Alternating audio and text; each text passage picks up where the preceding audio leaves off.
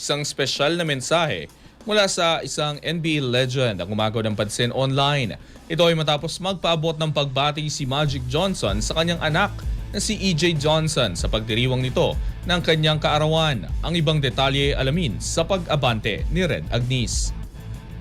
Ginamit ni NBA legend Magic Johnson ang social media upang bigyang pugay ang kanyang anak na si EJ Johnson sa ika-34 nitong kaarawan. Kasabay ng isang larawan nila, nagpahayag ng pagmamahal at pagmamalaki ang Hall of Famer para sa kanyang anak. Pinuri rin ni Magic ang anak dahil sa pagiging inspirasyon nito sa maraming tao na maging totoo sa kanilang sarili at magkaroon ng tiwala sa sariling pagkatao. Matagal nang inihayag ng dating Los Angeles Lakers superstar ang kanyang suporta kay EJ na naging kilalang TV personality at figure sa fashion at entertainment industry.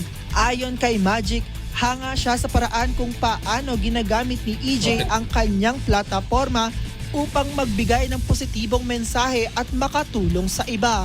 Sa mga nakaraang panayam, ilang beses nang sinabi ni Magic na ipinagmamalaki niya ang kakayahan ng kanyang anak na magtagumpay sa sariling landas habang nananatiling tapat sa kanyang mga pinaniniwalaan. Si EJ ay isa sa 3 anak ni Magic Johnson at patuloy na kilala sa pagtataguyod ng pagtanggap sa sarili at pagpapahayag ng individualidad.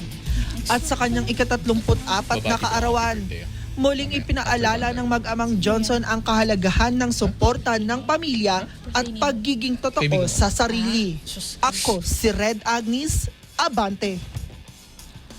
Manatiling nakatutok sa Abante, sundan kami sa aming mga social media accounts at huwag kalimutang mag-subscribe sa aming YouTube channel, DWAR Abante Radio, para sa mga eksklusibong balita.